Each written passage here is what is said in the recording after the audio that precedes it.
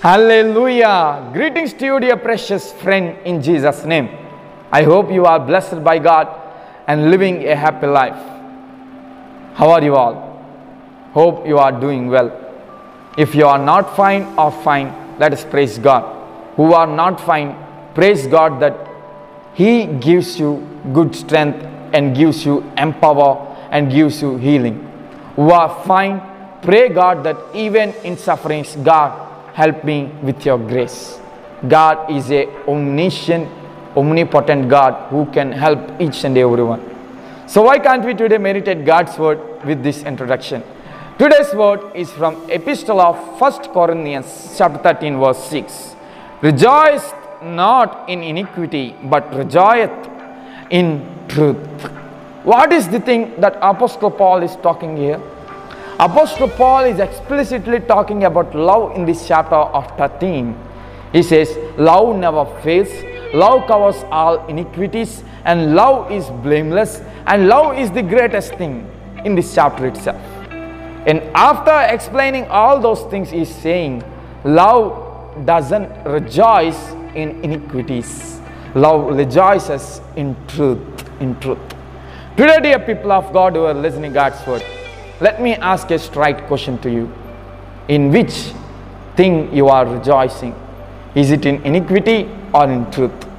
God wants us to rejoice in the truth of His word, in the true love that which we can extend to others, in true love which God has shown to us, in true love, godly love which we have to show to others.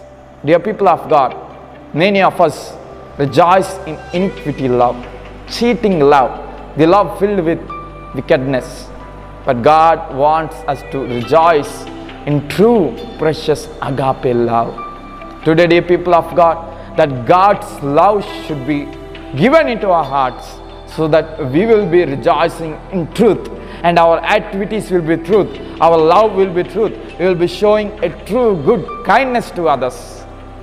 A wonderful servant once came to India from Australia. He left all his wealth and doing selfless work in the state of Odisha. He was going to leprosy people, cleaning their wounds, touching them, taking them to the different hospital centers that he built and taking care of them. And after doing that great service, at certain time he got married and had one daughter and two boy childs. And he was continuing that ministry, and even he moreover helped the people to write literature, to speak language, and even he made good communication with people by learning 3 Indian languages of Odisha. In those times, the people of that Odisha state, fanatic people, the religious fundamentals were unable to bear it. Even though he is doing good work by extending the true love of Jesus. Once upon a day, while he was going in car and taking rest in car itself because of the long journey, he and his 2 sons were kept in fire while they were sleeping in car. They died there. After a few days, police authorities and few people came to his wife, the pastor's wife, and asked to her, why can't you give a petition or file a case against them? We will catch them, humiliate them, and put them in jail. But the reply that she gave is, I forgive them because Christ has truly forgiven my sins. They said, how you are able to do that? Think once again, they killed your husband. But she replied, I forgive them because Christ has shown a true love to me and forgiven me. Dear people of God, later she continued his ministry and done a precious, a wonderful things in the land of Odisha by helping sick people and by building many hospital centers and by educating the people. She didn't stop there. She continued.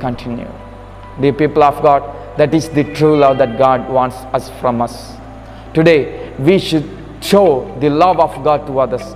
Our love should be a message to others that they cannot deny to accept Jesus.